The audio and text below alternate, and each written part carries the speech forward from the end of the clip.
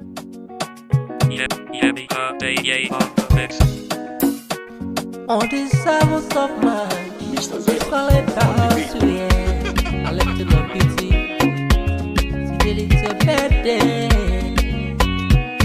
Àwẹ̀ ní ọmọ lọ́jọ́ ìbí bóyá. Second of àwẹ̀ ní máa gbẹ́sẹ̀ lọ́kọ̀ọ̀kan. Ilé ọmọ lọ́dún, òní lọ́jọ́ ìbí rẹ̀. Second of àwẹ̀ ní máa gbẹ́sẹ̀ lọ́kọ̀ọ̀kan. Ilé ọmọ lọ́dún, òní lọ́jọ́ ìbí rẹ̀. On the 7th of March, lọ́jọ́ ìbí rẹ̀ àwẹ̀ ní. Apọ́nbẹ́kú rẹ̀ mo kí ọ, ó káàbọ̀ sínú ọdún tuntun rẹ̀ jàre. Welcome to your new radio.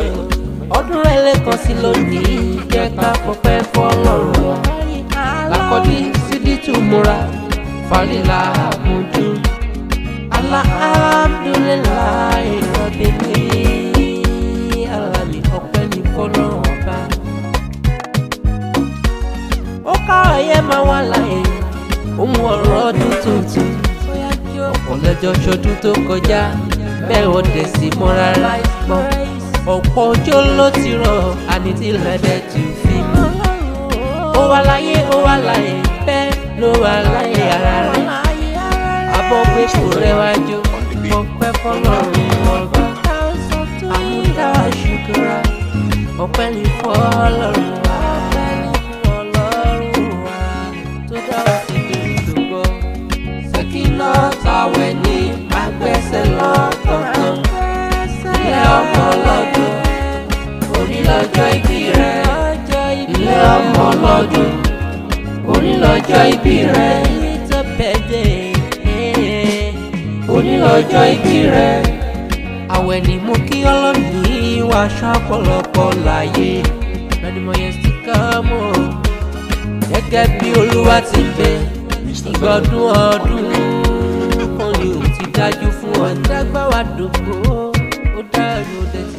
Àkàlà ìfọ́dún jẹ́ o, gbólógún ikú lè o. Ṣọ́pọ̀lọpọ̀ jàre, orí kó dàgbà kó dògbò, ó túbọ̀ ṣọ́pọ̀lọpọ̀ láyé. Ire lọ́tún rẹ̀ lòsì, a máa jẹ́ tirẹ̀. Ọpẹ́yẹmí ṣálóge tèmi tó lọ́jọ́ bí rẹ̀ gangan lè dìjẹ́. Ó lápọn bẹ́ẹ̀kù rẹ̀ arẹwà obìnrin. Sẹ́kínọ́t àwẹ̀ ní onígangan lọ́jọ́ ìbí rẹ̀. Ìlọ́mọ lọ́jọ́ ìbí ó mo máa fọ́dún èyí ṣàṣemọ́.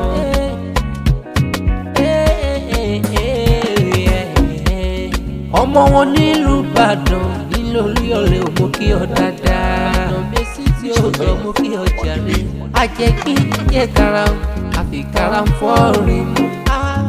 Àgbọ̀ sámọ̀sá àgbẹ̀ àmọ̀yà ìlú Àjàyí ìlú ìlú Ìbíkúnlé Ológbòdò ọba jẹ́ oṣù kẹrìírí. Ọdọọdún láròrógbó lọ́dọọdún kò gùn rere ṣe. Ọdọọdún lárògbò ire kó fi lé rẹ̀ ṣe ṣàmìdá àtọ̀tọ̀ àtúnṣe ṣòwò ire kó mọ jẹ́ tirẹ̀. Sẹ́kínà tàwẹ̀ ní ṣòwò bó ṣe mọ jẹ́ nìyẹn. Sẹ́kínà tàwẹ̀ ní agbẹ́sẹ̀ lọ́kọ̀ọ̀kan. Ilé ọmọ lọ́dún, òní lọ́jọ́ ìbí rẹ̀.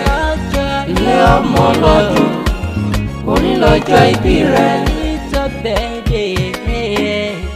Òní lọ́jọ́ ìbí rẹ̀. Sẹ́kínọ́t, let me see you dancing.